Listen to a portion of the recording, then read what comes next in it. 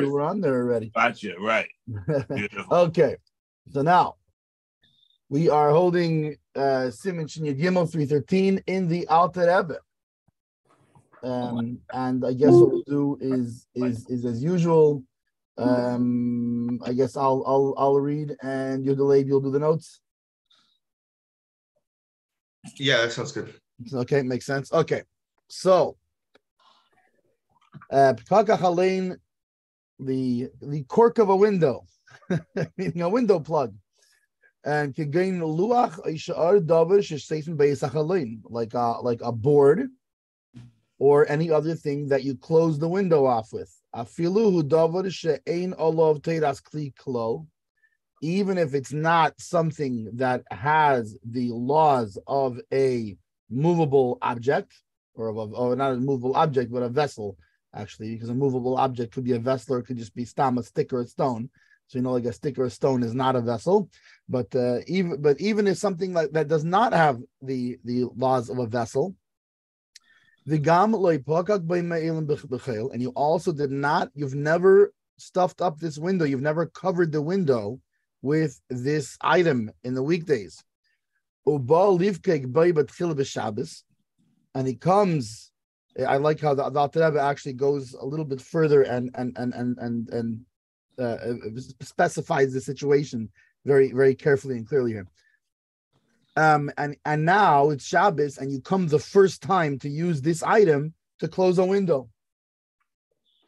So if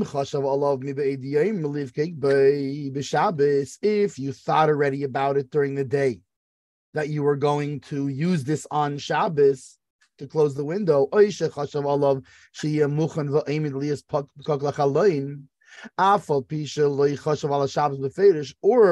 you just had in mind that you will use this item as a window covering, even though you didn't specify specifically that you're going to do it on Shabbos, but you designated it, this thing I will use to cover windows. Hariza mutter, you're allowed to use it now.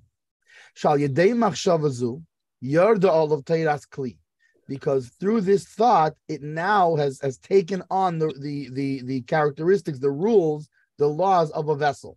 Right before he said, even if it's not a vessel beforehand. Why? Because there's problems with something that's not a vessel, like we learned before. And maybe I'll talk about this in the notes, is that there's two things, and one of them, does it look like baina, does it look like building? And the second thing is muktzah, is something that's like a stick or a stone or just a board that's not a vessel, even though there's different kinds of vessels, and there's different, depending on its use, the rules change, right? Because if you have a vessel that's leheter, has a permissible use, you can use it any way at all, pretty much. Obviously, as long as you're not doing something forbidden with it, and then you have a kli that's melachte leisur, meaning a vessel that has a forbidden use, like we spoke about before, the olive mixing thing. Since you're not allowed to do that olive mixing on Shabbos, so you're not allowed to use the olive mix. So olive mixing stick is a kli shemelachte leisur. It's a forbidden kli. Okay, but even a forbidden kli, you're allowed to use it for a secondary use, right? What is it, machmas gufi or machmas mekaymi, or for its place? But you just can't use it machmas atzma. You can't use it for its own benefit, meaning like to hide it somewhere, to put it away, to do something for its own benefit. But you still can use it for a secondary permissible use, and you can still use it for because you need the space that it's occupying. But then if something is not a vessel at all, it's completely muktzah. You cannot move it for any purpose, even for another purpose. So that's another concern. So in this case, if you had in mind that you are going to, before Shabbos, that you're going to use it either for this window or in general for windows, it is now considered a vessel. And you're allowed to carry it, or you're allowed to move it just like any other vessel. Convention is like it was explained in 308.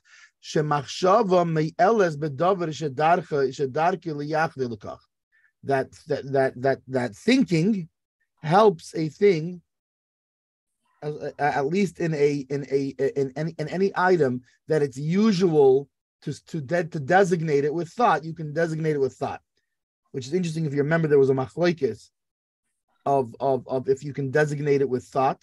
I think it was the Rosh and the Rif maybe. But I think it was the Rosh that held that you can designate it with thought. Don't quote me on this because I may be having it backwards. And I think the Rif held that you cannot designate it with thought. It has to have been used once before. Whereas the Rosh holds that actually the Rosh even holds that designating in thought is better than even having used it before, which is an interesting one because how did he use it before without thinking about it? But anyways, so the Alter Rebbe here holds obviously like the Rosh. I think it is that you can designate with thought.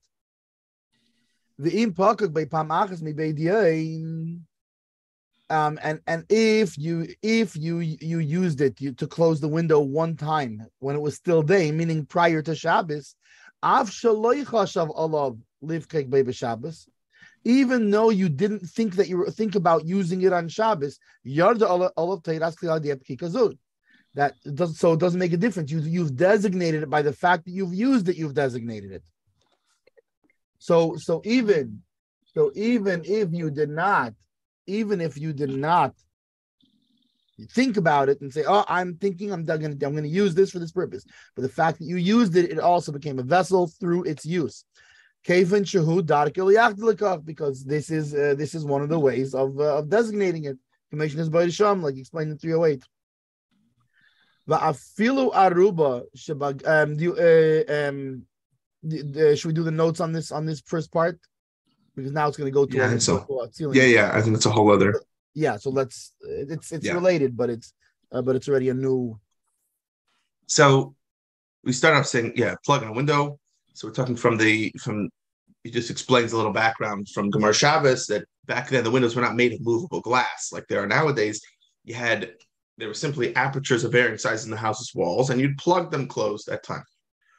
So is that plugging, a button or not? So it's So when we say basically even if it's an object that's not categorized as a keli, as a kli, talking about a general term with various meanings, implement tool, implement container. The Kaf HaChaim says that a kli, even used for a task forbidden on Shabbos, can be used as a plug to plug a window, even though it wasn't designated as a plug for a window before Shabbos. For such a kli may be carried to be used to perform a permissible task. So it's not muktzah, you're allowed to move it, even though Bechlal, the thing on its own is muktzah, because it doesn't have use for Shabbos, but now you're using it for something on Shabbos.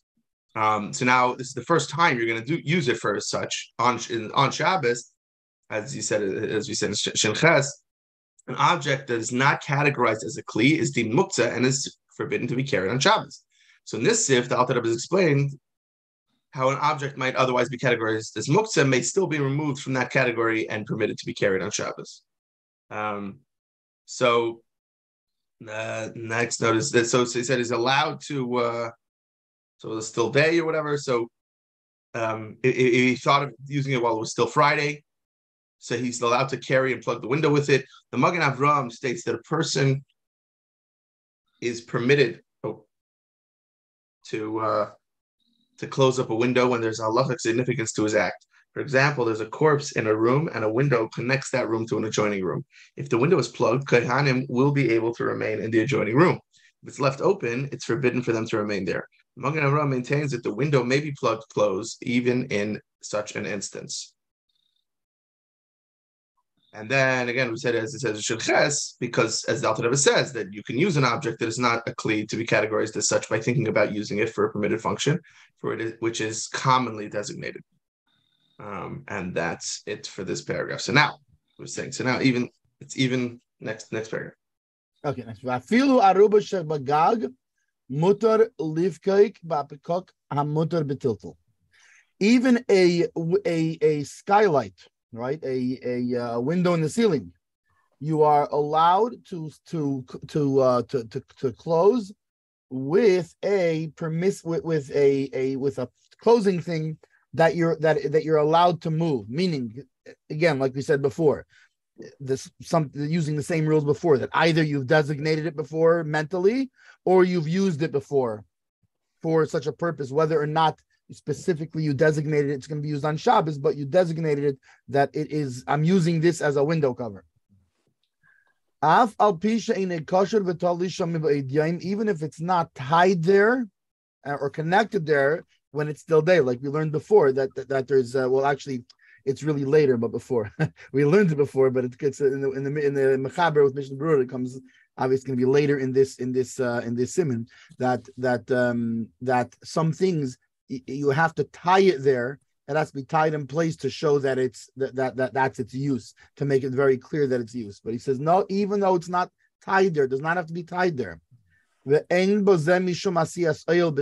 why is he telling us this thing about the skylight? Because there is, like we said, there is when it comes to putting up a temporary, right? But when you're not allowed to build a permanent thing, not horizontal and not vertical. However, when it comes to temporary things, you're allowed to put up a vertical partition, right? That's temporary, so long as you're not creating a halachic domain, meaning like you're not making the sukkah kosher by doing that, or etc. And on the other hand, a horizontal partition, even temporary, is called an oyel. It's a tent. You're not allowed to put it up even temporary. So that's why the Alter Rebbe's question here, not just Alter Rebbe's question, but the question here is why is wait a second, how can you put up a horizontal covering? It's a tent, right? So he says this does not make it making a tent at all. Why? Why? Because he is only adding on to an existing tent.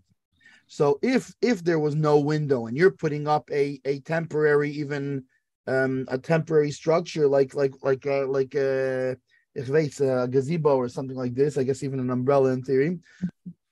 But are you putting up one of those those folding out gazebos with a top? You got a problem because you're making an oyel. In this case, the oyel exists, meaning the roof itself is already an oyel. And this is a temporary addition to an oyel. That's not meant to stay there for an extended time. Because it's a skylight. You're not trying to build a thing on this skylight. You're just trying to cover it, whatever it is, to keep out the cold, to keep out the sun a little bit. The sun is very strong that day, so it's not made as a regular as a lasting addition. You made to open it with the sefes oyelar aimuteres, and a temporary addition to a tent is allowed. It's permissible. Like asru elo lasis kol oyelarai, and the only thing that they did not allow was to make an entire tent that's temporary. Like will be explained in 3:15.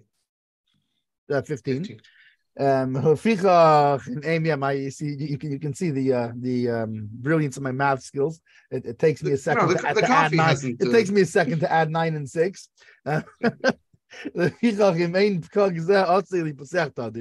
And therefore, if this covering that you're putting is not made to open on a regular basis, but only in far times, then you're not allowed to close it up. In fact, even if it's the window in the wall, because you're putting in something, a permanent addition onto the wall or onto the roof. So both of these things are allowed. You're allowed to put up a temporary vertical partition. You're allowed to put up a temporary a horizontal partition if it's in addition to an existing tent. However, if it's not temporary, you cannot do it. Notes. Not on its own. Excuse me. So even though it wasn't tied down or hanging there while it's still Friday, okay, no, that's fine. So it doesn't make if you're not making a tent which you're otherwise usher to do with regards to Baina, because you're merely adding to it. The roof of the home already exists. You're just extending it over the skylight. Okay, here we go. So now, for this reason, if the plug is not designated to be open frequently, so we'll see the Alter Rebbe says in Taf Kuf Yud Tes Sif 4, so 519 Sif 4, which defines being open frequently as being open every day.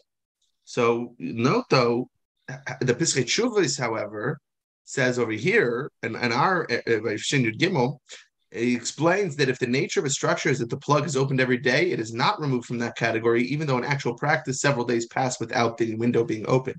And it doesn't actually have to be opened every day, as long as it's how it's made is to be opened every day. It's made to be regularly opened. Just because, for example, just because there are people who have, they never use their front door because they use the back door because that's where the driveway is, or the side door or whatever. But it's still made to be used every day. Just because they never use it doesn't mean it's not built as such. So the same thing with this plug, and that's it. So it has to do with what its regular usage would be, rather than if you actually did it. Yeah, that's what the Pischei Teshuvos says. The Alter Rebbe later is basically, what does it mean frequently? So we're just saying here, we just said frequently. So the Alter Rebbe later defines frequently as opened every day, which is interesting, because that's a very big difference from what we learned before. It was in the Be'er Halacha defined it as every 30 days. Right. And what's interesting is that according to the Pischei, well, so hold on. So the Alter Rebbe doesn't say it actually has to be opened that often. It just says that's what we mean. It could be the Pischei Teshuvos adding on to the Alter Rebbe. That could be still within the Alter Rebbe. Well, he didn't. It just has to be built as such. It doesn't actually have to be used as such. But I would say even further, according to the Pischei Teshuvos, he doesn't necessarily even hold according to Be'er Halacha. He's not even necessarily saying it has to be opened every 30 days. Meaning it could go even longer than 30 days without it being used. Perhaps. But as long as it's built, the nature of it is that it's built in this way. So who cares? Even if you left it, I haven't opened that door in 6 months. It's still a door that is built to be opened every day. You can still apply the thing of when is it made to be open and when is it not made to be open. Or you could say that they don't argue, and one is talking about when it's made to be open and one is talking about when it's actually opened. Right. Well. So you can say the Be'er Halacha is saying even if it's not made to be opened, but if it is opened every 30 days, it takes on this frequently open status. Meaning, even though it's not made as such. Right. I think Be'er Halacha might be talking about that. Either way, it's an interesting point. And anyway, it's something to think about, because it's something that Bichlal, like in both the Alter Rebbe as well as the Mechaber, it's not specified specifically. Now he specifies it later, the Alter Rebbe, that's what it is. And the Be'er Halacha would be interesting just to kind of think about what it is they're talking about and how they compare with each other. Because on the first glance, that's a big difference in 30 days or 1 day.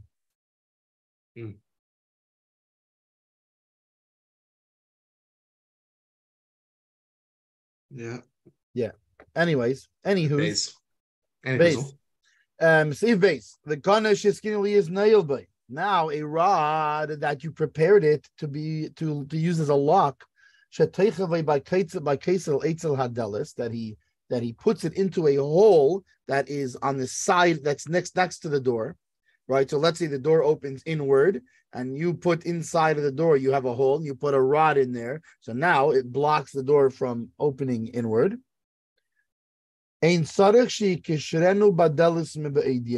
not need to tie it to the door before Shabbos, when it is still day, before Shabbos. That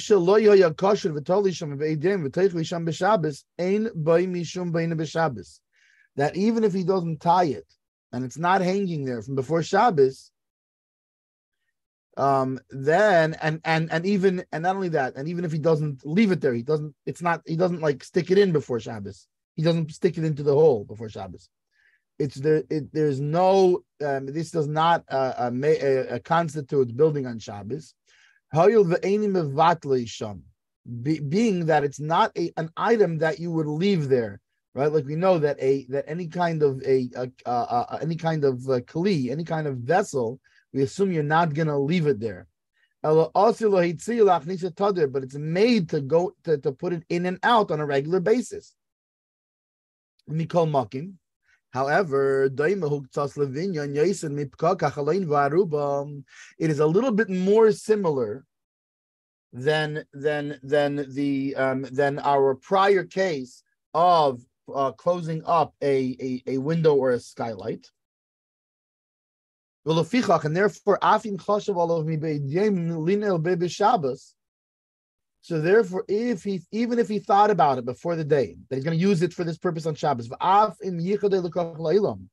even if not only did he designate it to use it like this, but he designated to you that this is it. This is a lock now. From now and forever, this is a lock. Even if this is the lock, he uses it all the time, even in the weekday. And it's and this is designated for this. This is the thing that they use to lock the door. Also, lin el Shabbos, he's not allowed to use it to lock on Shabbos. Elo imkain, unless tikna also by he fixed it and did some sort of action and prepared it for this. The inyan shetikune meichiach olav shehu aimen lekach, in such a way that it's that the modification that he did on it is like shows clearly that this is what it's for. Because then it's recognizable, this thing that he doesn't leave it there. But rather it's clear that it's made to go in and out on a regular basis, right? Meaning, because what are we worried about? We're worried about it looking like baina, looking like building.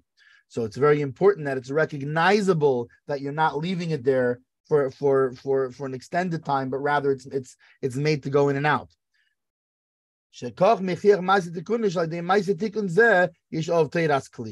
That he's proving that then this adjustment modification that he made, it shows that it is a vessel, and it's not the usual way to take a vessel and to leave it there for forever, because that's for building materials, not for vessels. Vessels you don't do like that. And then he is allowed to do this even if he never closed it, even if he never used it. Just like we said before, that if he designated it mentally but never actually used it for that by the window, it was fine. In this case, the same thing, only mental designation is not enough. He has to do a modification that makes it obvious that this is now going to be used for this purpose. And then even even if he never used it this way, he's allowed to use it. The gamutil, and you're also allowed to move it around. Even not for the need of a secondary use or its place.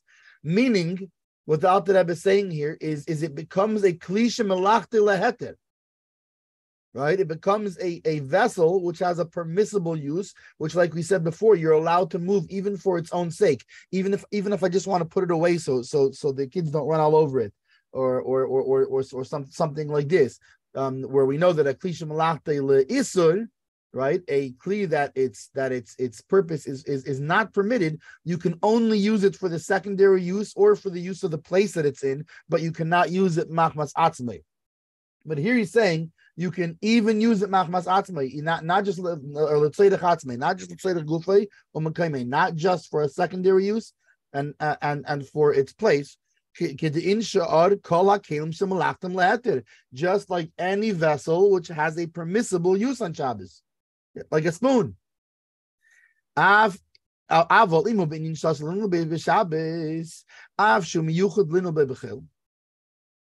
the taut like him said guf mekayme.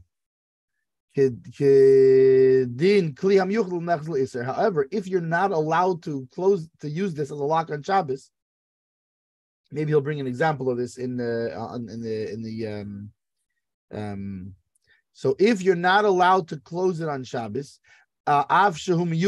even though you generally use it to close in the weekdays, you're not allowed to move it besides for a secondary use or its place, because it is now a vessel that has a prohibited use. He might be talking about the difference between Rashi and Rabbeinu Tam. If you remember, Rashi and Rabbeinu Tam, there was a machlekes, there was a disagreement between them, that Rabbeinu Tam held that you only need modify the lock for the use of a lock alone. Rashi held no, you have to modify it. Not just, it's not enough that you modified it to use as a lock. You have to have modified it for some other use as well. And if you remember, the example that he used was the olive branch, or the olive mixing rod. So, and there's a big difference between those two things. There's a nafkamina, right? The difference of law is that according to Rabbeinu Tam, that you're using it for the lock, then it comes out this first thing that the Alter Rebbe said is of a vessel with a permissible use, whereas if you made it into an olive rod, it is now a vessel that has a prohibited use, and you can't use it for its. You can only use it for gufa your mekayme. However, you can't use it for just any reason at all.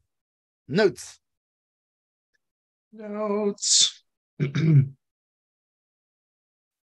So, okay, so we said it doesn't have to be tied to the door during Friday. So the Alter Rebbe then goes on to describe Bechlal, several types of makeshift bolts, discusses when it's permitted to use them, when doing so is forbidden. The bolts commonly used for doors at present are designated for that purpose, and they're attached to the door frame.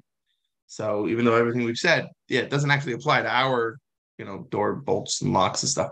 So there's no difficulty in using them on Shabbos. In the instance at hand, we're talking about tying the bolt to the door, would certainly indicate that then the rod was intended to be used for that purpose. So nevertheless, the step is not necessary. You don't have to tie it to the door to designate it as such, because on Friday you designated it yourself. So I'm saying you don't have to.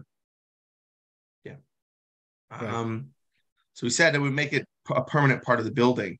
So this phrase is used as a translation of the Hebrew mevatloi sham. There are two halachic difficulties in using these makeshift bolts on Shabbos. Aleph, unless the object uses a bolt as a kli, it's muktzah. And Beis, inserting the bolt into the wall or floor of the doorframe resembles building. Again, we're not talking about a regular predetermined lock. We're talking about doing it in this way. Yeah, it could be like you're building. You're putting it. You're attaching it to the wall or to the floor. By designating it or using the object as a bolt before Shabbos, then you're able to resolve the issue of muktzah. The question, though, is whether or not the bolt is still boina. And that's what we proceed to then discuss and in this sif and later sif. So in other words, you have two concerns. You have muktzah. You have. Does it look like baina?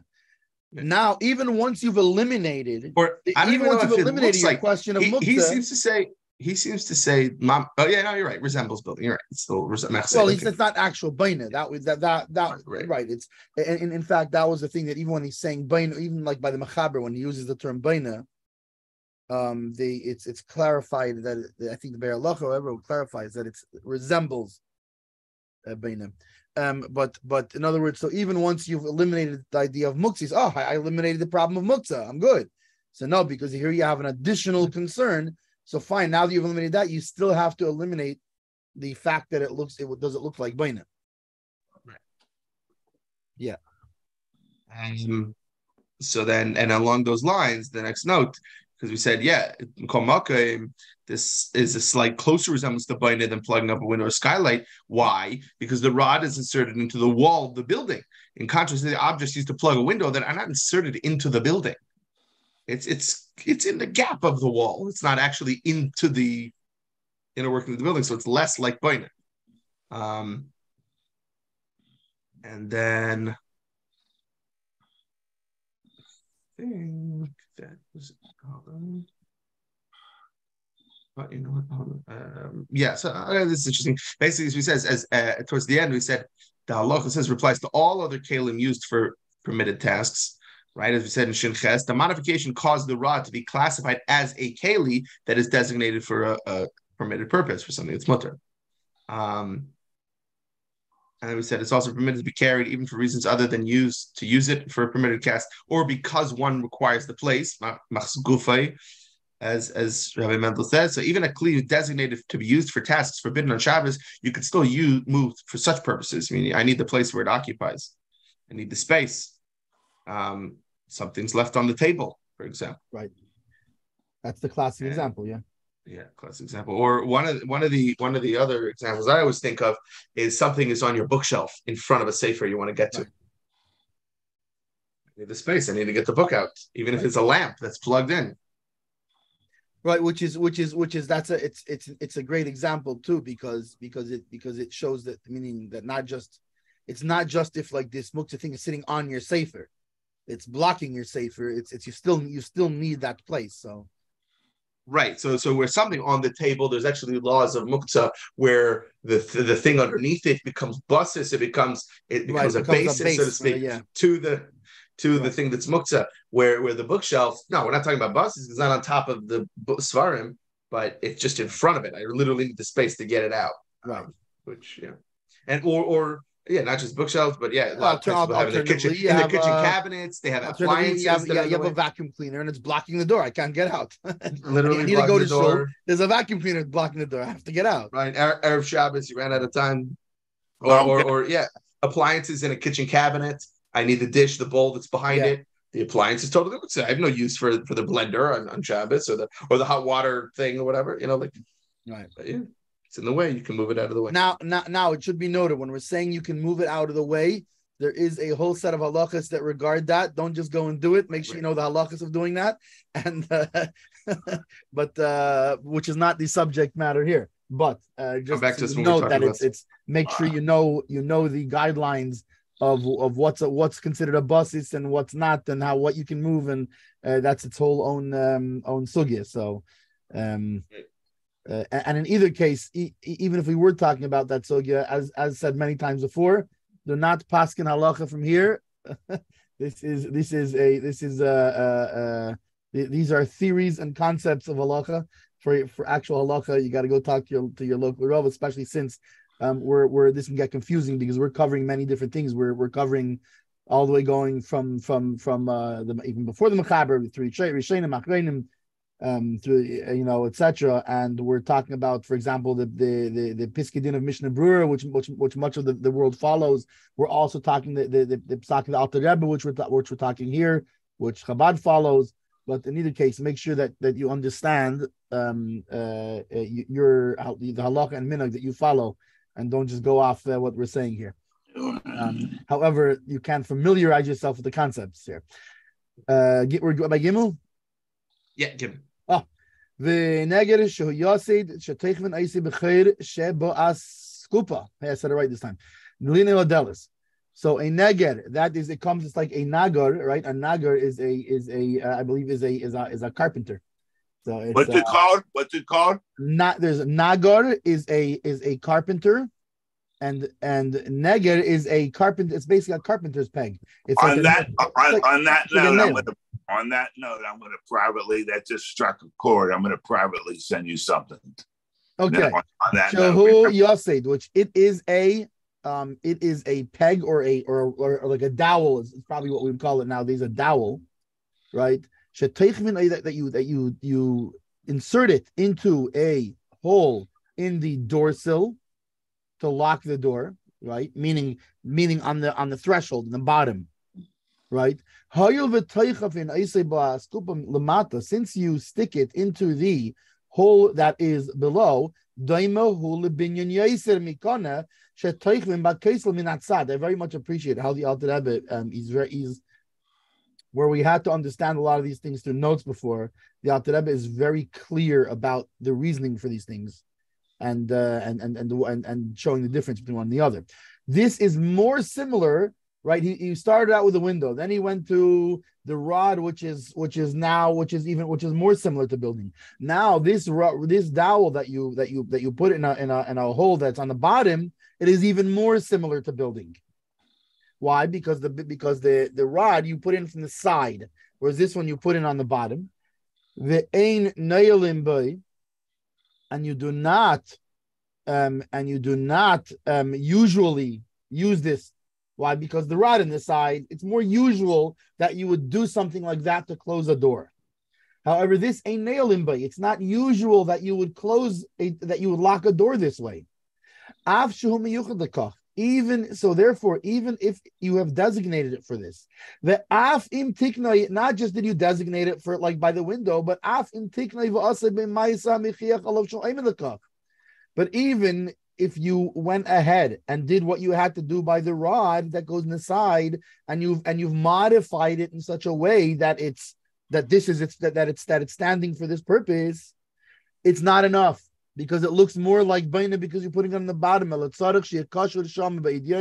So you must tie it there when it is still day, meaning before Shabbos. The oz mutar lin elbei, and then you can lock with it. Even if you never used this to close ever before this way, and even if you didn't mentally designate it, meaning on the one hand you have astringency, you have to tie it, right? But that tying it itself also already automatically acts as a designation for the purpose. So the tying, right? You're tying it for what reason? Because in order to take it out of the out of being looking like building, like baina, like the malacha baina, you have to tie it, right? But that automatically also covers your problem of muktzah, because you're tying it designates it so that it shouldn't be muktzah. So it shouldn't be, because now it has a permissible use on Shabbos.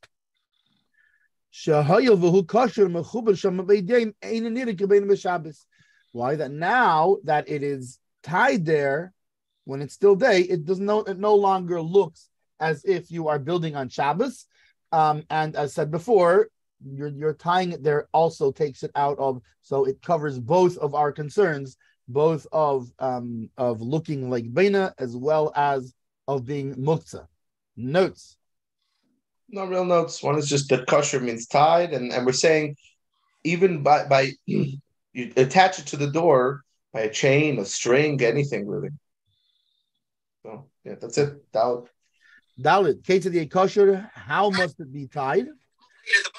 So how must it be tied? That depends.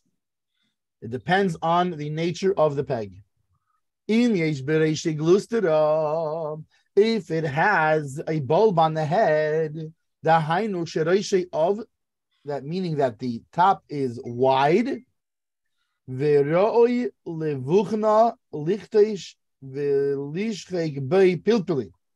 and it is now able to be used as a pestle with which you can crush and grind peppers, right? Like black pepper, comes in little balls, and you smush it with a pestle. Well, nowadays we don't do that as much, unless we're really fancy schmancy. But if it is fitting to be able to do this, since it resembles a kli, it resembles a pestle. And by the way, it would seem that he's talking about here, because we had this discussion before also, but it would seem that he's talking about here where we're not talking about an actual pestle, that you're not using an actual pestle. If you're using an actual pestle, it's an actual kli. Right. It just says no. It's a peg. It's a peg, but it's a peg that is fit to be used as a pestle. That is fit to be that it looks like it can be used. And again, and then again, the language being, and since it resembles a cleat, not is a cleat that it's a pestle. It's a peg.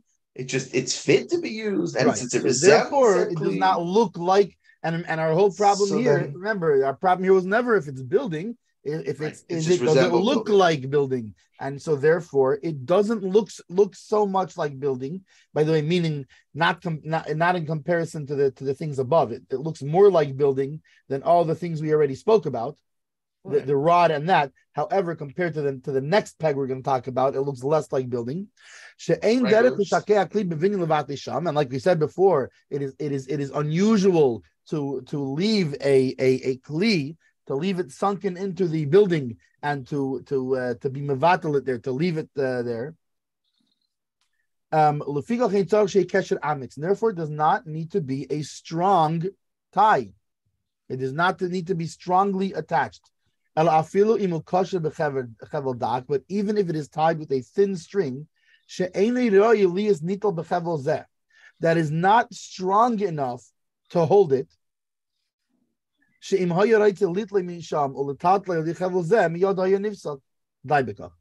that it's so thin that if you were to pull it out with this string and suspend it on this string, it would snap. It's not a functional string that you could like pull it out, that like when you're ready to pull it out, you'll pull it out. If you try to pull it out, it would snap. In fact, even just its own weight could possibly snap it. It is still enough. Why? Because again, remember, it's not about is this binyan or not. It's all about what it looks like. And so this string is enough to give it to give that additional impression needed that it shouldn't look like I'm building. Afilu in eine kosher badelach atzma, even if it's not tied to the door itself, ela bevriach hadelis oy ba mezuzah, but if it's just on the beam of the door or in the doorposts. Sha'av she'ein hadavar nikor kol kach shekosher sham beid yom b'shvil ni'ilas hadelis, even though it's not so recognizable that it's tied there before Shabbos so that it should be a lock. Hoyel ve'enit kosher b'delach atzma, being that it's not tied to the door itself. The gam hoyel ve'enat kesher ametz, and even though it's not tied there in a strong way, afal pichein einunira kebeina b'Shabbos, therefore it does not look like building on Shabbos, hoyel v'hudoim l'kli, since it resembles a vessel. Ve'afilu imachevel hu orech, and even if it's a long string, ve'eina neger totally klol ba'avid, and this peg is not hanging in the air at all. It's not suspended, which, I mean, not only that, we're talking about a string that might not even be able to suspend it, right? Right, when he moves it out of this hole that's in the doorway. It's the whole thing is laying on the ground, and then there's a thin string trailing from it to the doorpost or to the door beam. No problem, no problemo. So long as it was tied there before Shabbos with this string. Notes. Yeah, the only note is basically the fact that when it says it's lying entirely on the ground, what does that accomplish? It's showing that it's clear that the peg is intended to be used as a bolt, and it's not for, if it's lying on the ground, that means it's not for building. It's supposed to be put in and out. Yeah.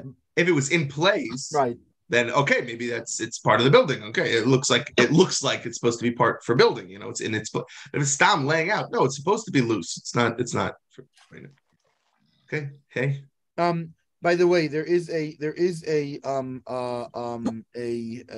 figure here, and actually I Lefia Nius Daiti, right? In my humble opinion, I think that this figure is actually completely off, because the way he's showing it is actually not, even a non-bulbous one would be fine, because if you look the way he's showing it, it's almost like it's tied to the door as a mechanism that you can move it up and down, which as we learned is actually, that's not what we're talking about. We're talking about just a thin string that's just connecting it, but is actually serving no purpose.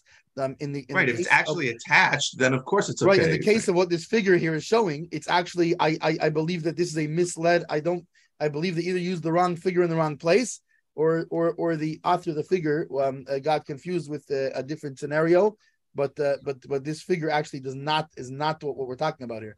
That's from some money ago. Yeah. In fact, almost the identical. It was almost the identical figure that was used in the Mishnah Berurah to explain the. There was a note about, however, if we're talking about one that's actually connected to the door with a sort of mechanism, that's not a problem. I believe it was almost the identical figure that was used for that. Exactly.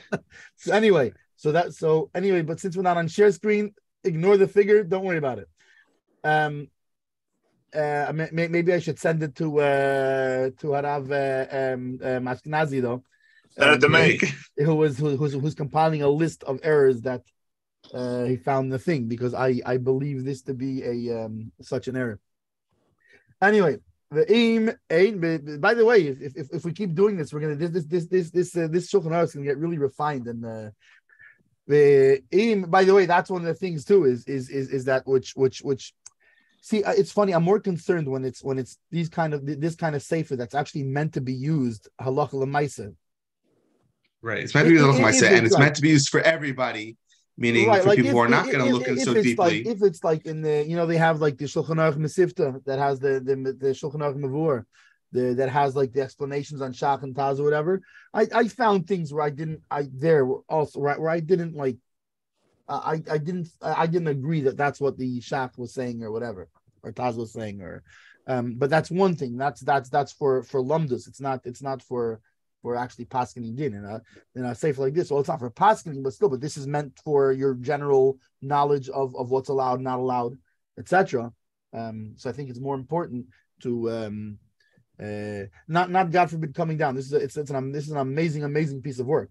But I think it is important that when such things are found that we feel could be a discrepancy, to send it in. And by the way, my understanding is they are very, very on top of like reviewing those things and refining it and making adjustments, etc.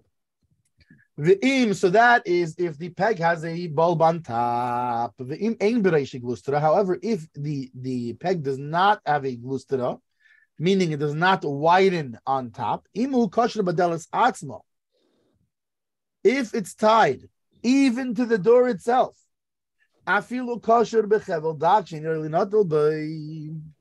even if it's tied with a thin string that you cannot carry with it, that's fine.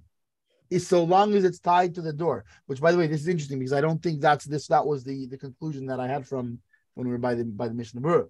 But if it's tied to the door itself, even with a thin string, although I think it may have been in one of the notes there, that the Alter Rebbe holds that, it's enough because it's obvious that that's the reason it's tied there, since it's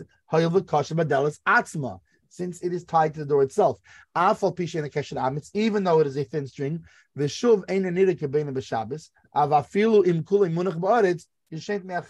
and so it no longer looks like you're building on Shabbos, even if it is not suspended at all and it's on the floor, but it's tied to the door itself, then that's fine. Avol, however, so unlike the peg above that has a bulbous head that can be tied also to the door frame. However,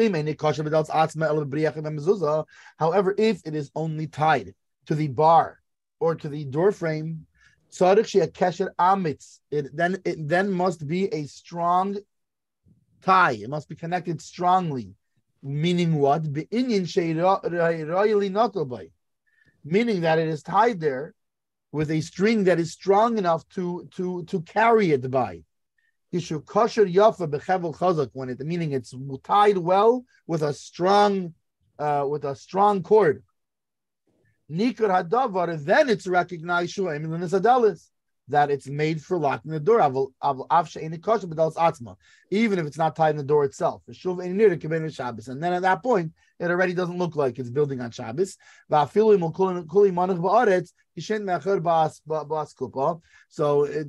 even when you pull it out of the hole in the threshold, it's laying on the floor completely. So in all these cases, if it's laying on the floor is not of concern. However, with a bulbous head, it can be with a thin string, and it can be even tied to the door frame, either the top or the sides. However, in the case of the peg that does not have a bulbous head, it does not look like a pestle, or it does not look like a vessel. The vessel with the pestle, the flagon with the dragon and the pestle with the vessel. It's like an old movie from like the 60s or something. Anyways, but this podcast is not about 60s movies. It's about the Shulchan Aruch. So anyways, so if it is a non-bulbous head peg, which more resembles Baina, then the thin string only suffices if it is tied to the door itself. However, if it is tied to the door frame, it must be with a strong string. Notes. No strings attached. It said no strings attached. No strings attached, right?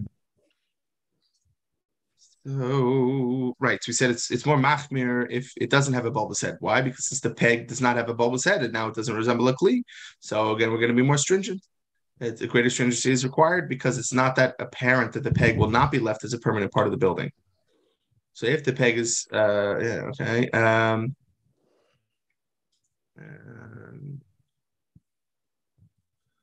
What's the chance you run into a situation like that? That's it. So what's the chance you run into a situation like that?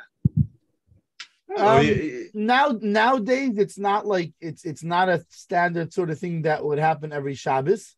But there is such a possibility if you're in like you're in the I don't know, you're in the Boy Scout camp and the doors don't close so good. Or I mean, nowadays you have Camp Gan Yisrael, it's sometimes there's no locks, the lock fell off like base. I remember when I was in yeshiva, this was something you would have to think about because I don't know, your lock fell off. It's from an Airbnb, you're in a place that doesn't have a lock and you want to make a makeshift lock or something for privacy. I don't know. By the way, or sometimes you have houses, right, that they're made funny and they don't feel like bathrooms. Actually, in Ukraine, I remember in Ukraine, for the most part, bathrooms did not have locks on the doors. Really? Yeah, they just assumed you're gonna knock before you come in. You mean the public restrooms? No, not the public restrooms. In homes. In people's houses. People's homes. In homes. Yeah, they just slide. There's not even a thing to slide like on an airplane. No, they just assume that you're gonna knock on the door. That you have two options: either knock on the door or open and go, and close the door. Right. Whatever. That's that's your two options. But I mean, there's but yeah, this is not in modern American life. This is not necessarily something that you would come across every Shabbos. Right. And you know what? That's smart in Ukraine because, in my opinion, it's not safe to lock the bathroom door. Why? As for sure, someone goes in the bathroom, they're in the tub, toilet, whatever, they don't feel well, they get sick, and the door's locked. And I know from the past experience, what do you got to do? You got to get that door unlocked. You're busted right. down. I mean that wouldn't just be in Ukraine. That would be here in the U.S. too. I know. I see what you're saying. And by the way, that's why. Even in the United States, if I recall right, hospital bathroom doors do not lock. Or they could sort of lock, but it's a lock that you can pop. In other words, the lock isn't an actual lock. It's a lock that can be popped from the outside very, very easily and very quickly. In other words, the lock is just to tell you, somebody's in there. But if you wanted to, you can just hit this thing or whatever, and it would. Not in JD's of the hospital. If there's a run to a commode to an adjoining room on either side, and you go into the bathroom from your room, you can lock the door so the people on the other side in the other room can't open it up. Right. So therefore, I think both doors can become locked there. Yeah. Okay. So we did the notes. Yep. All done. Love.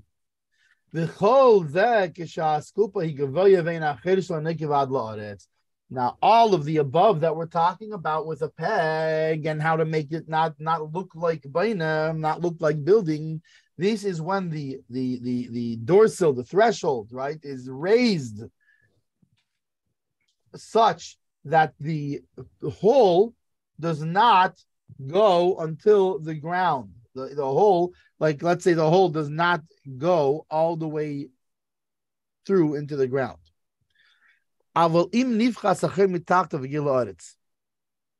if the hole underneath on the bottom, right, has become less, it's become reduced, and it reaches the ground. Meaning, what does it mean reaching the ground?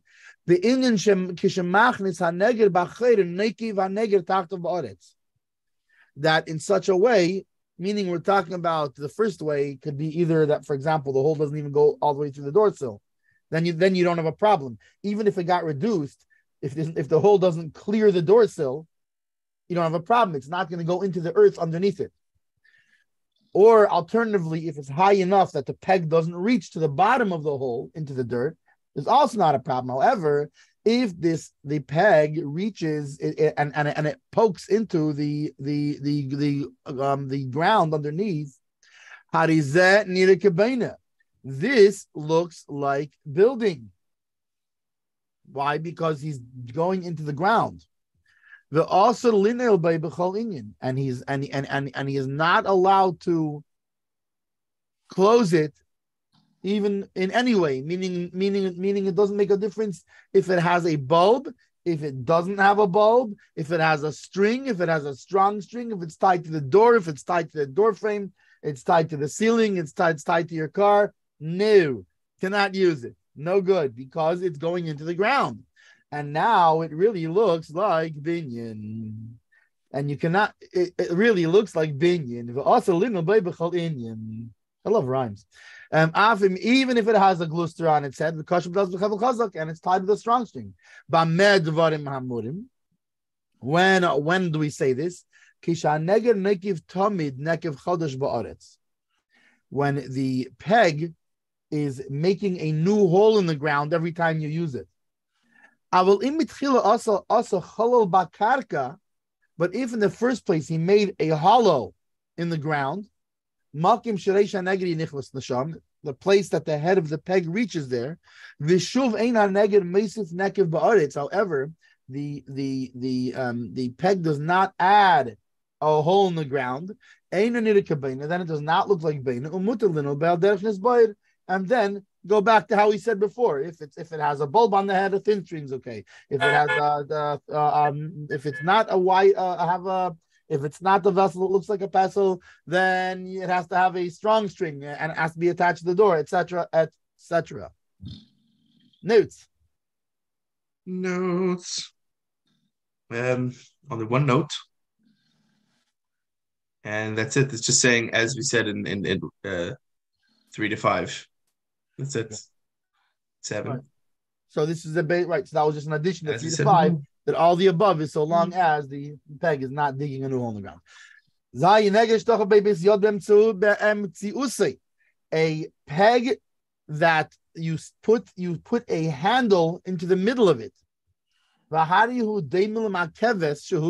And it's similar to a handle, which is a vessel. Mutar linel bay, you are allowed to close with it, to lock with it. Af imhu naikiv ba'aretz, even if it adds a hole in the ground. The av she'ina kosher klo, and even if it's not tied at all. She'ena nira kebeina hel v'nikar shehu kli. Since it is recognizable that he is not doing building, because it is recognizable that this is a vessel. Meaning, remember, let's remember that this is, so as not to get confused, the thing with the peg above it merely resembles a vessel. So you have to do more with it. In this case, since it has a handle on it, it is a vessel. Very clearly a carry. Yeah, it is a vessel. And since it's recognizable that it is a vessel, therefore, even if it's penetrating into the ground, and even if it's not tied, it still does not look like building. He says it, I think here. And it's not the same. You would say, wait a second, then why above we had the vessel that looks like a pestle, we had it that you would think they're the same thing. No, they're not similar. Why should they that pestle looking one was also similar to a vessel, but in that case, as we just said, it needs to be tied at least with a thin string, and furthermore, it also cannot penetrate the earth. So what's the difference here? In that case, it merely looks like a vessel. In this case, he made it into a vessel by took an action of putting a handle on it. And through this, he made it into an actual vessel. On the other hand, he did not perform any action personally to make that that peg with the glustera, to make that bulbous peg into a kli. So therefore, even though it resembles a kli and therefore only needs a thin string and does not need to be tied to the door itself, but even the door frame, however, it is not an actual kli.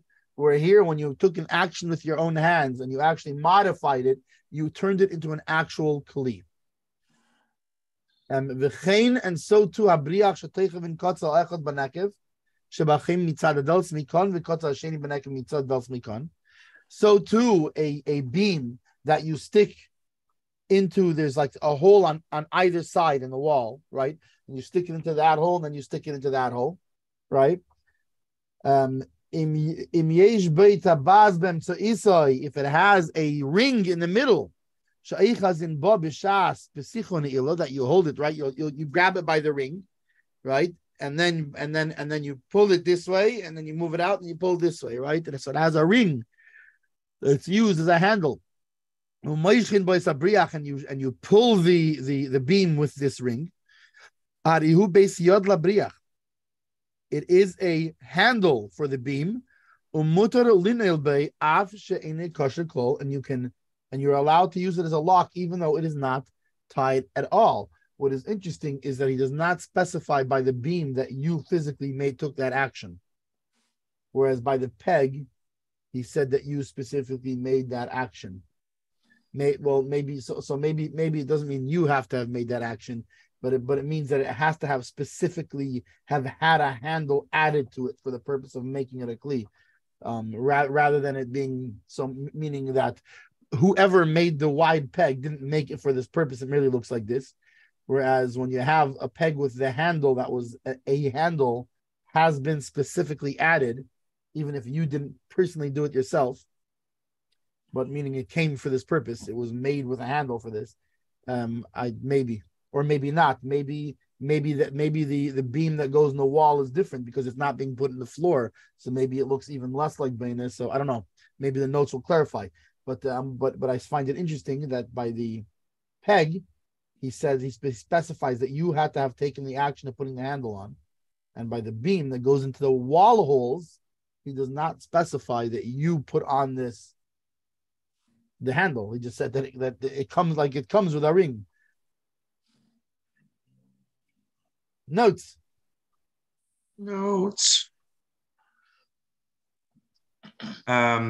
There's something interesting. So the first part of the sif, we said the reason is because it doesn't appear that the person's building, right? It's clear because it has a handle that it's a kli.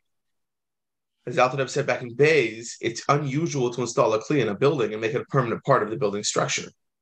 Like that's because, I don't know. You might have a question. Okay, so what's a kli? I can't put it. A kli can't be part of Baina. That's exactly what the Alter was saying. He's saying, Bichlal, that's unusual. It's not impossible. Yeah, you might find some funky artist who builds a house out of kalim. That's fine. Right. But it's still not the usual way of doing things. And again, we're talking about what it looks like, kimechse. We're trying to get it just away from the resent. Of course, if it's actual Baina, it doesn't matter what you're using. If you're using a kli, I don't care. If you're using a coconut, a food, to knock a nail into the wall to hang up something on Shabbos, that's Baina.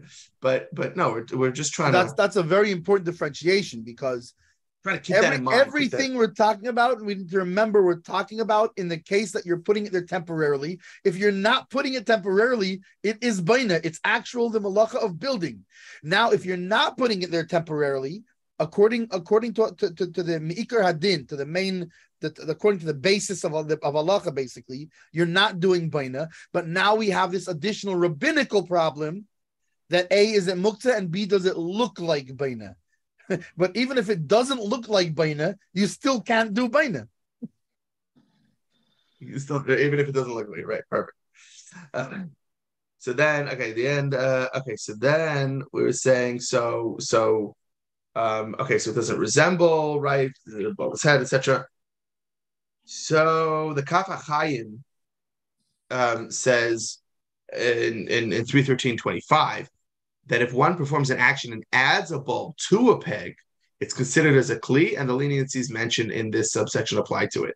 So if some way that like a bulb can pop onto a peg, I guess without that itself being boina somehow, but then yeah, that could be considered okay. Now it's a kli, and you could use it with all the kulas here. So then we said, well, I think the differentiation there is that with the glustida, it's not that the bulb was put on there accidentally, but the bulb was never intended as a handle. That's the thing. Whereas in this case, you're intending this thing that you're putting is a handle. The handle, yeah. That's I think the differentiation between the two. Right. So then the last part we said some of the laws apply to a bolt where one of its ends is inserted into a hole in the wall on one side of the door, and the other end is inserted into the hole on the other side of the door. So, and then there's an image for those who have the English Shulchan Aruch Harav, is figure 14. But a marginal note appended to the original text of the Alter Rebbe Shulchan Aruch brings up the question: how is this bolt different from the rod mentioned in Sif Beis? Ooh, and it doesn't give an answer.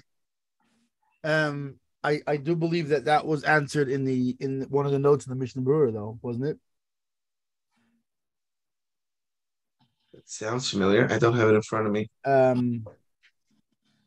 Here, let me have a quick look. That would have been in Gimel, I think. No, it was in Base. Or in Aleph. The base was what? I think it's somewhere in Siman Shin Yud Gimel. I think it was in Base. No, it was in Base. Okay.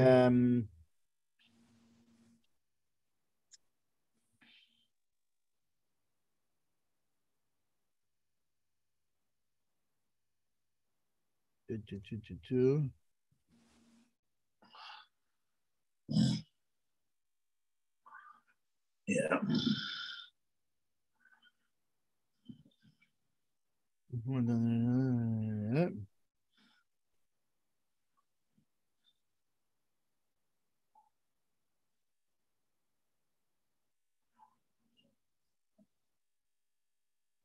Yeah, here. Let's see. It's note H here. That he has the bar in the wall, right? That the threshold has been worn down. If one initially made an opening in the ground, there's a place for the head of a peg, and the peg does not add a hole in the ground. There's no prohibition. This accounts for the practice in most houses where holes are made in the wall next to the door on either side, and a bar is inserted into the holes, running from one into the other, and we do not say this is like Bainah. For seemingly, what difference is there whether whether it's inserted into the wall or the ground?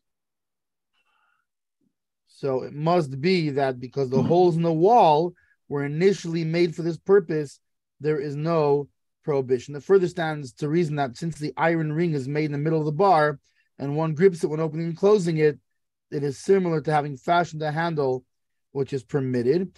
It would seem, however, that even if we follow this rationale, the bar would still have to fulfill the requirements of the rod discussed in passage 1, right? Which in the it was in Sif Aleph, which is also inserted into the wall. Thus, the bar would have to have been adapted as a kli from before Shabbos, either as an independent kli or according to a log, depending on Rashi and Rabbeinu Tam.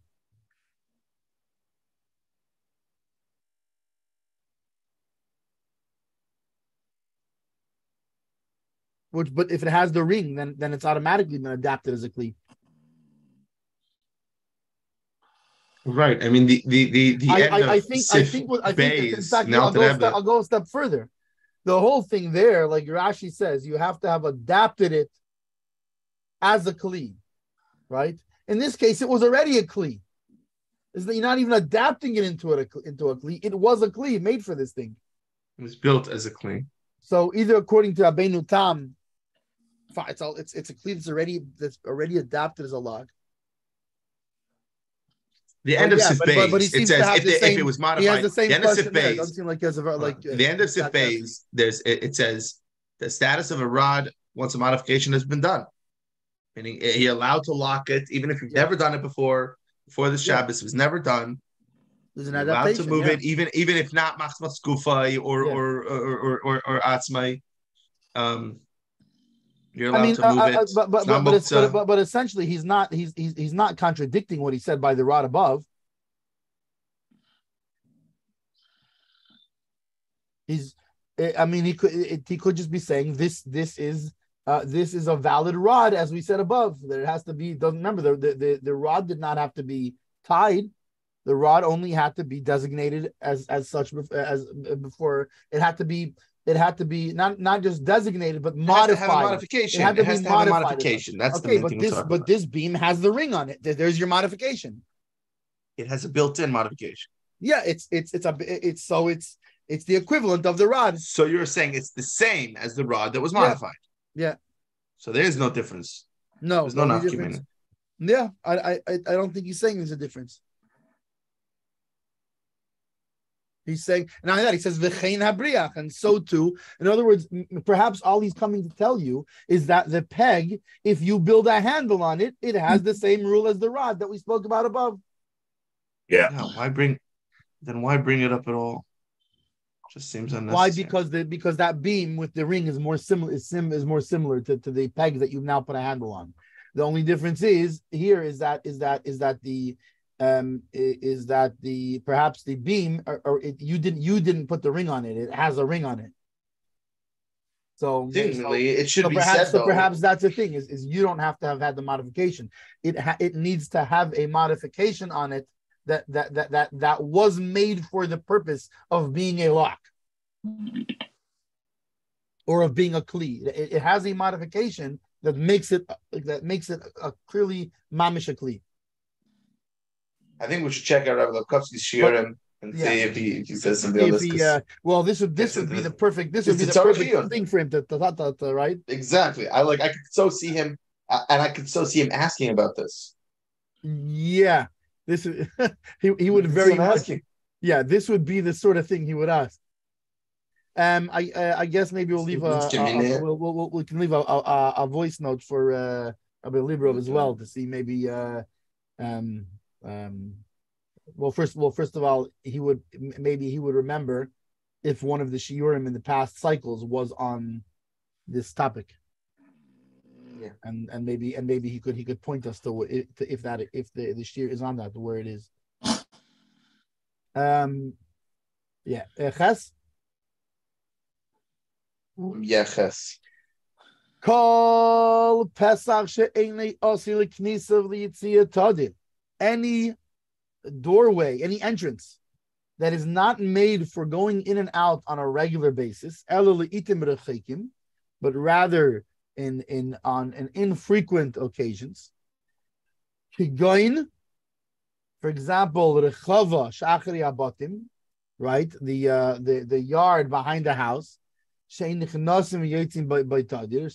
this is not talking about nowadays you have perhaps back then they didn't use yards as much as they do in Florida. But in Florida, you have a yard with a mikveh, with a big giant mikveh in the back, etc., etc. So you have you use it much more frequently. Interestingly, my yard we almost never use at all. However, the doorway to our yard is not considered such because it is also a side entrance, and that's how we take out the garbage. And so we do go out, but the yard itself, it's that side back door that, like, when I come to go to your basement. Yeah. So, right. I'm saying, but that, so there's that yard there. We never use that yard. But okay, but the door is not. It's a frequently used door, though. It's it's a normally used door. So. You don't go in and out frequently. If you made for this opening a door, which does not, that's another difference, by the way. The door to my backyard is a clearly recognizable door. A regular door with a door handle and with hinges, etc. Like the example I got before of people who might not use their front door for months, even like they never use their front door. They're always using their back or side door. It doesn't matter. It's still very clearly a door. Right. Here we're saying, if it's not a regular door. Right. So he made a door that does not go on hinges, meaning it's sort of like a makeshift sort of door. But it's not really makeshift. It's meaning that you're not really using it as a door. You're using it to plug up a hole. And then it like locks into place or something. Yeah. Yeah.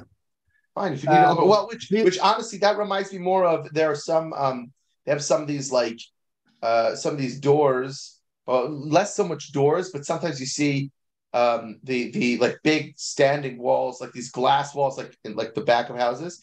Then they're not on hinges, but they can pop out so you can bring in big furniture. Right. So they're not meant to be regularly opened, but they can pop out in case you need to bring in a large piece of furniture. They can kind of like, pop out of their place so you can. So in other words, they have some sort of mechanism, almost like double hung windows or something like that. Like some sort of bolts or whatever. Exactly. Like the window. Yeah, exactly. Like the window kind of can pop out of its frame. Yeah. Right. So Pirush tzir, the meaning of tzir, of a hinge, is eitz chad, a sharp wood, a beilit min adelis, that sticks out of the door, to put it in a hole that is in a socket, so that the door can swing this way and that way. So this one does not have such a thing. It does not swing on a hinge, but rather when you want to close with it, you put it up, you lean it on the hollow of the opening, but to close it. Whether it is made out of beams, or if it's like a curtain of reeds that he hung it there, and he put it up to be a door. Pirza shebagina, also the opening of a courtyard. What's pirza shebagina? The opening of a garden. Vishabachatzer, or the opening of a courtyard. Shegedara beketzim, that he fenced it off with thorns. He made a fence with thorns. Vasom kain delas, and he made them like a door. Vilifamim peiseach delazu, and sometimes he opens it. V'nichnas v'yetze, and he opens and he comes in and out. But pirtzazu, right? And it's from this door. This leitim rechekim at infrequent times. V'chayz v'neyala, and then he locks it up again. So what is the rule with such a door? If they have a hinge, it doesn't have now a hinge, but it once had a hinge. And it broke, and its place is recognizable, meaning you can see it's recognizable that it had a hinge. Then you're allowed to close them on Shabbos. That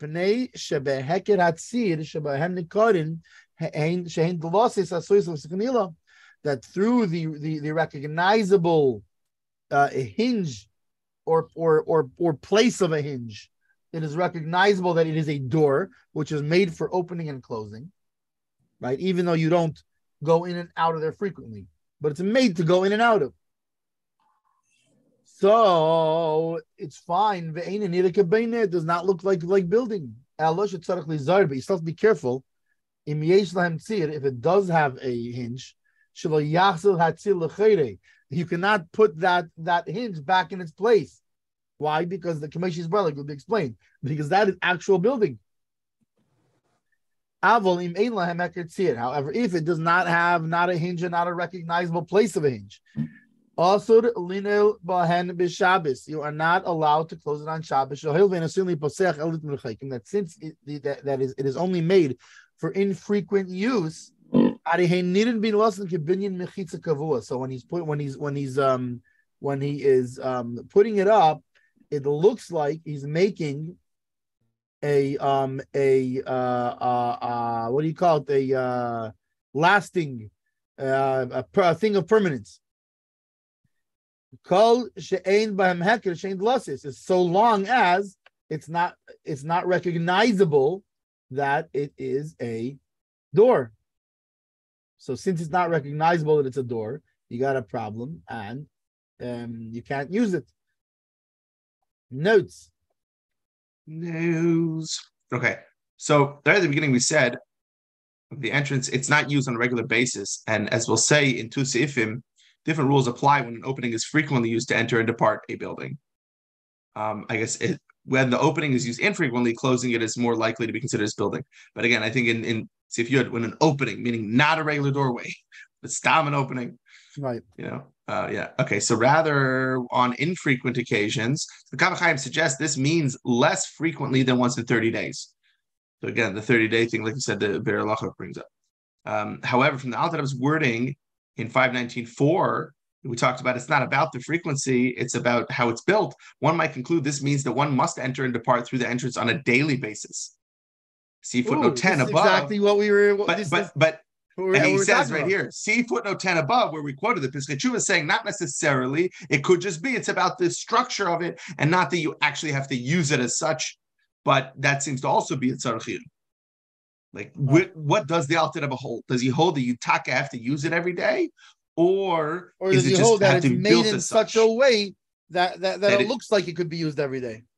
Yeah, or not? Yeah, you're right. Even looked like it would be enough. You're saying, yeah, because we're just talking about mechse. The whole thing is right. Yeah. Meaning, it's not about if you're the example again. Let's go back to my back door. Let's say I took the garbage out the front. Right, and I didn't use it at all. But it's recognizable. It's a door. Yeah, it's right there. That's what it is. It's a door. And so what if I didn't use it every day, or if I didn't even use it every 30 days? Let's go a step further. Let's say I didn't use it every 30 days. That's what I'm saying. Like the front door I'm talking about. People don't use it for months, years. They never use the door, but it is there. So it would really seem like the whole thing is about what is it? The door's not. They didn't put anything in front of it. It's not blocked. Right. It's not, still functional. So I think it really comes down to the recognizability. Is this the type of door that could be used? And again, like I said, it is interesting that again he brings up who was it that's at 30 days? Kaf Yeah. Or versus the Alter Rebbe that says 1 day. Are they even talking about the same thing? Is he talking about impression? Is he talking about that you have to actually use it every day? This we'll see more when we get to 519. But anyway, so in any of the above instances, it says there's a hinge on these doors. The note brings up, even if the door is not presently attached to the door frame with this hinge. Like I said, even if they do not have a hinge on this time. Meaning, so there's the difference. There's the big difference between my door and their door. My door is attached with the hinge, whereas these doors are not attached with the hinge. But I think that comes more in the next sif also. But yeah. And we say at the end of that paragraph, as will be explained, we're going to see in Tesvav and Yud Zayin. And then finally, we ended off, since there's no indication that they're doors. Similarly, opening these doors, these quote unquote doors, would be forbidden because one would appear to be demolishing a permanent structure. Okay, let's quickly do tests. Okay, even if it has hinges. It's only permitted if you tied it and hung it before Shabbos. Even if it drags on the ground, and then when he closes it, he has to pick it up and put it there. But it's tied. Just like we have by the peg, the fact that it's tied, that there's that it's tied to the doorway, it shows that it has something to do with that doorway. It's a door, so therefore it does not look like building on Shabbos. If you tied it there, however, in such a way that when you open it, it's not hanging on the ground. Even if it is only a hair, like the fullness of a hair above the ground, so So there's a further thing with my door. My door is on hinges. It's tied to the doorway. Even though it's tied with those hinges, but it's actually connected and it does not touch the ground when you open it. So that's another thing that makes it clear it's a door. So because you're not picking it up off the ground and putting it on a thing, but rather you pull you're let's say you have it tied above it like swings up and down or something like that, right? Like like a doggy door or something like this. Fine, but it's recognizable that it's a door even though it has no hinges. Since even when it's open, even when it's not closing the door, it's connected and it's established there well. It's affixed there in such a way that it does not drag on the ground. Notes. There's one note here. So it says, we said the person does not appear to be building when closing these doors. Since the doors are attached in a manner where they do not drag on the ground, they appear to be part of the building. Thus, the person does not appear to be adding something new to the building when closing the doors. Okay, I think we can squeeze in Yud. Yeah. Pesach. So that all the above we were talking about a door that is infrequently, that is, and it's interesting because it says a door that is made to go in and out regularly, right? Mutal and nale, you can close it out. You can lock, right? You can close it. Afilu b'deles she'ein la heketzir, even if it does not have a recognizable hinges, right? V'hi nigreres ba'arish she'peischa, and even if it drags on the ground when you open it, afilu she'emtin eisa legambri k'she'peischa neisa she'ein kshura sham klal. Even if when you open it, it's not tied at all, meaning you remove it completely. Being that it is made to open on a regular basis. So therefore, like we said before, you are allowed on Shabbos to make a temporary partition. That's vertical. And this is temporary because it's made to go in and out on a regular basis. And there is no prohibition of making a vertical temporary partition on Shabbos. Besides, for again, don't do this because we said this. This is not made for you to pass an halacha according to, because there are rules that regard that thing also. This is not the place where we're talking about that. But note that there are specific rules to mechitzas, to partitions that are temporary. And how I was gonna nitpick on your wording of only whatchamacallit partitions, only vertical. It's not. You can make any type of partition on Shabbos. The problem is when you make one that's overhead, it tends to be that you're making a tent, so it's baina. But if there was some way that you could do that without it being baina, it's allowed. Well, you could.